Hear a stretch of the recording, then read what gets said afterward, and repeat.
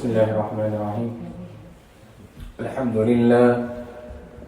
لله نحمده ونستعينه ونستغفره ونؤمن به ونتوكل عليه ونعوذ بالله من شرور أنفسنا ومن سيئات أعمالنا. من يهده الله فلا مضل له ومن يضلل فلا هادي له. ونشهد أن لا إله إلا الله ونشهد أن لا إله إلا الله ونشهد أن لا إله إلا الله ونشهد أن محمدا عبده ورسوله. إن الله وملائكته يصلون على النبي يا أيها الذين آمنوا صلوا عليه وسلموا تسليما. نريد الشريف together. اللهم صل على محمد وعلى آل محمد كما صليت على إبراهيم وعلى آل إبراهيم إنك حميد مجيد. اللهم بارك على محمد وعلى آل محمد كما باركت على إبراهيم وعلى آل إبراهيم إنك حميد مجيد. قال الله تعالى في القرآن المجيد والفرقان الحميد بعد أعوذ بالله من الشيطان الرجيم. بسم الله الرحمن الرحيم. يا أيها الذين آمنوا لا يسخر قوم من قوم عسى أن يكونوا خيرا منهم ولا نساء من نساء عسى أن يكن خيرا منهن. صدق الله العظيم. السلام عليكم ورحمة الله وبركاته. If I can just request everybody to move forward and fill in the gaps. Sit together please, because it's going to be busy today. We start off by praising Allah subhanahu wa ta'ala for all of the blessings which He has given us. And of course, our lives are full of blessings. And one of the blessings which Allah subhanahu wa ta'ala has given us is our tongue. Why is the tongue important? Because in the surah Ar-Rahman, Allah mentions Ar-Rahman Allama al-Quran. Allah subhanahu wa ta'ala has taught us the Quran. The Quran is the speech of Allah subhanahu wa ta'ala. And from the speech of Allah is how we learn what we have to do, what we need to know, and how we can be successful. And after Allamahu al-Quran, after a few ayahs, Allah mentions Allamahu al-Bayan. And Allah has also taught us how to speak. The speech that we know, the languages that we speak, they are all from Allah subhanahu wa ta'ala. And only insan has been given this intellect where he is able to understand speech, and after processing it with his brain, he can then give a good, intelligent answer back. Whereas when we look at the other creations which Allah has created, we have animals.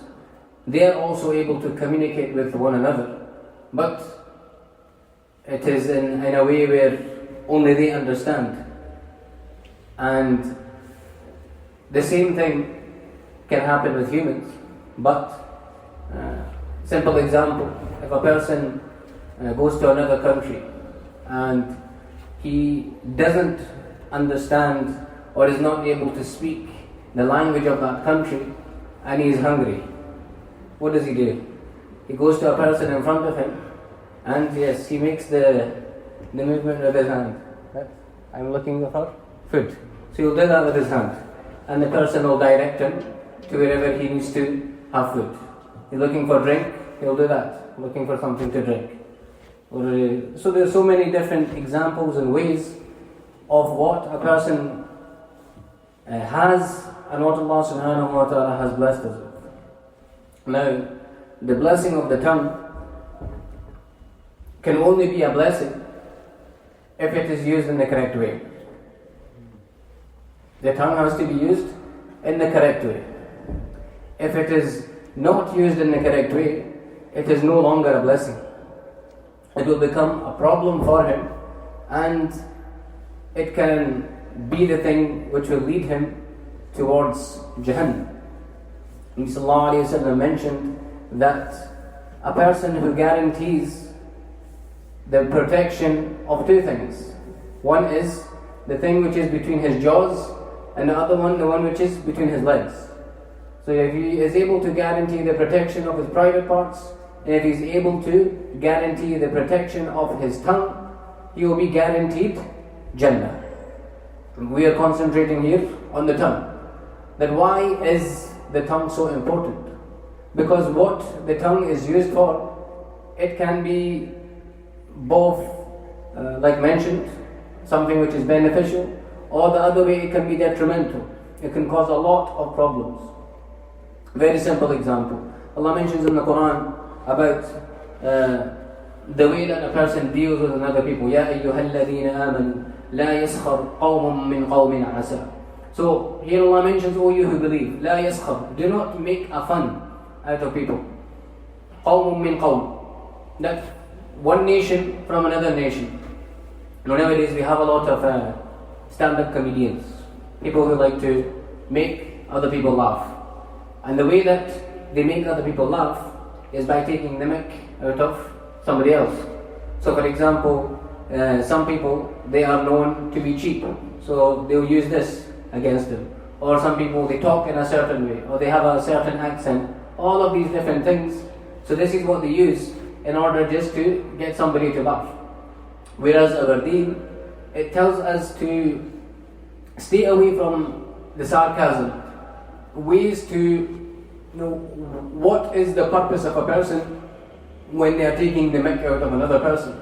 It is to show that they are superior than the other one, that I am better than you, I can make a joke out of you. And of course, it is going to give that person a kind of a feeling where he feels down. And it is, Allah mentions in the Quran that surely that person who you are making a fun of, he is better than you.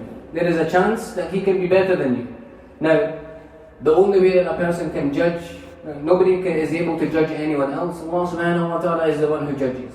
And Allah knows what is in a person's heart and what makes a person feel good. And with this, the Quran it continues. So first they mention nations against nations, and then وَلَا نِسَاءٌ مِّن نِسَاءٍ. Women here have been given a special position here as well, that they have been mentioned by name. That the way that men might take and make fun out of another, women go to another level. That what kind of fun do women make out of other women? So this is when it comes to all of the gossiping and all of the other futile things which are done to waste time.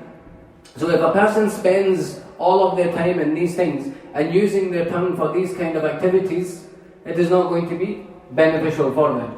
The benefit of the tongue is when it is, like is mentioned, عَلَّمَ الْقُرْآنِ. Allah subhanahu wa ta'ala, He taught the Quran. So the best speech will be when reciting the Quran, when mentioning the name of Allah subhanahu wa ta'ala, when reading what Allah subhanahu wa ta'ala has sent to us, when doing the dhikr of Allah subhanahu wa ta'ala.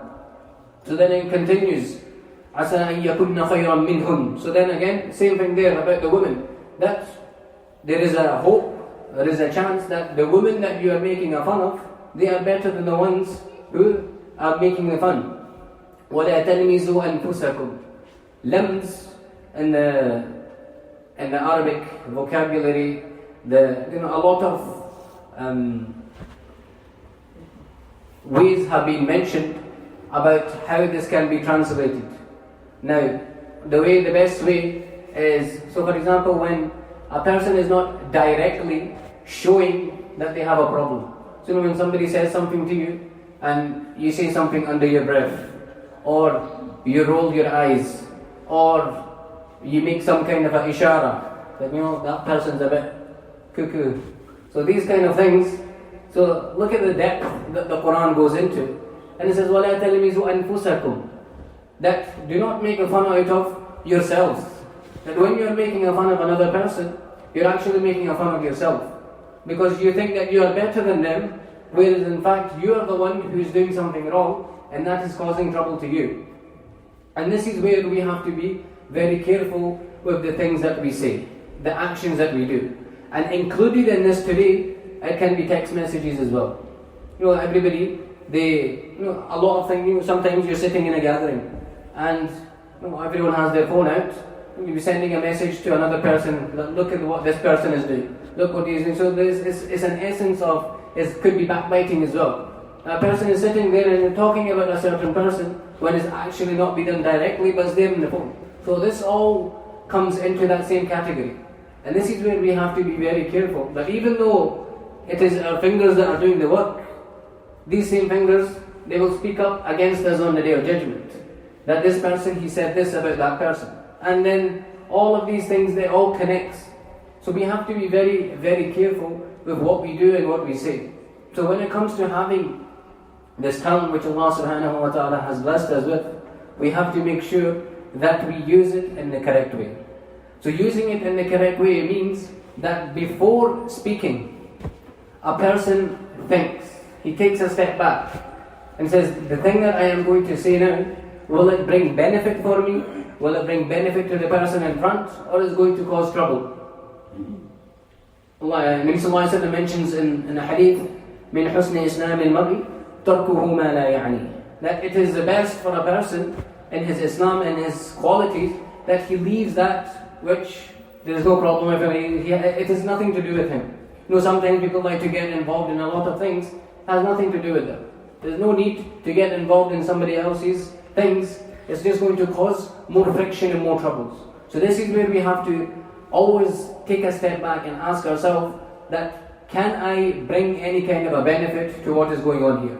Another hadith Nabi mentioned, man somata najah, that the one who stays quiet, he has saved himself. So the less that you speak, the better it will be for you. That's what it means. That sometimes a person goes on and on and on and says so many different things, but there's absolutely no quality to what he is saying, but instead he's just causing difficulty and trouble and harm. And then the things that we do say, it has to be truthful. Once Nabi Sallallahu Alaihi Wasallam was sitting with the Sahabas and he asked the question that, can a Muslim be weak? To which Nabi Sallallahu Alaihi Wasallam said, yes, there's a chance that a Muslim can be weak. He said, can a Muslim be a coward? He said, sometimes you can be a coward, you might not have that strength and the confidence within himself to do something. And then he was asked, can a Muslim be a liar? To which Nabi Sallallahu Alaihi Wasallam said, no, never. A Muslim can never be a liar. So when we are in some kind of a situation, when we are at home and our parents ask us a question, who had the last chocolate that was there? Ahmed. And it was you. And your dad asked, was it you that had it? What should you say? Yes, Dad, it was me. And this is what our deen teaches, that we be honest at all times, no matter what the situation. Why? Because if we lie, then that lie will be joined with another lie, and then another lie, and then the story becomes something else, and it goes completely wrong. So if you're honest from the start, your dad will say, Ahmed, it's not good. You should not have had the chocolate without permission. Yeah? It will be done there. But if you say, no, it wasn't me, it was Danya. Danya had it. Like Danya always gets in trouble for everything. So it was Danya. So then because of that, then Danya is going to have a problem with you as well. Why did you use my name? So then Danya is going to get shouted out by your dad. And then it's going to go on and on and on and on. Whereas if we are honest from the start, there will be no issues, no problems, no troubles. Inna sidqa birrun. That the truth, it leads to goodness. Wa inna al-birra yahdi ila al-jannah. And birr it takes you to Jannah. وَإِنَّ الْفُجُورَ كِذْبٌ. Yes, and the lying is not something, it leads to sin. وَإِنَّ الْكِذْبَ يَهْدِي إِلَى النَّارِ. And the lying, it is going to, of course, take a person towards Jahannam. So, when speaking, a person has to always speak the truth. To always do and say things which is going to be of benefit to a person. So these are the reasons why Nabi Sallallahu Alaihi Wasallam taught us to be in this way.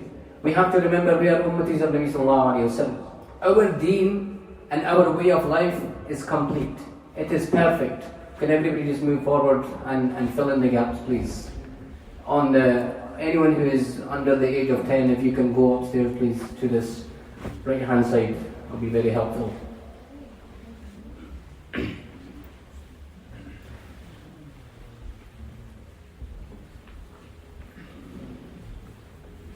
Taking too much space up there, boys.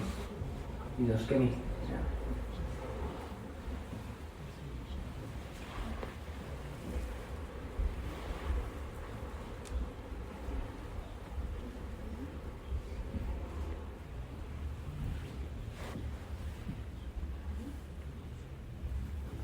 So Allah has blessed us with this tongue that we have. So the tongue that we have, we try our best to use it in the way which is going to bring the pleasure of Allah subhanahu wa ta'ala. And there are many adhkar that we can do, we have spoken about many times, which is going to be helpful, which is going to be beneficial. That instead of wasting our time, we remember Allah subhanahu wa ta'ala. We do the dhikr of La ilaha illallah. We do the dhikr of Astaghfirullah. We do the dhikr of Sallallahu alayhi wa sallam. Today is the day of Jum'ah. While even sitting, listening to the talk, we should be, our hearts should be constantly in the dhikr of Allah subhanahu wa ta'ala. This is the way that Sallallahu alayhi wa sallam was. That even though he would be doing other things, his heart would constantly be going back to Allah. Always remembering Allah. So this is, as Muslims, something which we have to do. That we understand and we remember Allah subhanahu wa ta'ala has blessed us. Allah has given us so many things, and we have to make sure that we use them in the right way to gain the pleasure of Allah subhanahu wa ta'ala. And this is what will gain us success in this dunya and in the akhirah. Allah subhanahu wa ta'ala give us the tawfiq and the understanding to act upon these things. Ameen wa akhiru da'wana alhamdulillahi rabbil alameen. If everyone can just stand up and pray their sunnahs. We'll do that after. बाद में कर लेते हैं. Usually you finish like that.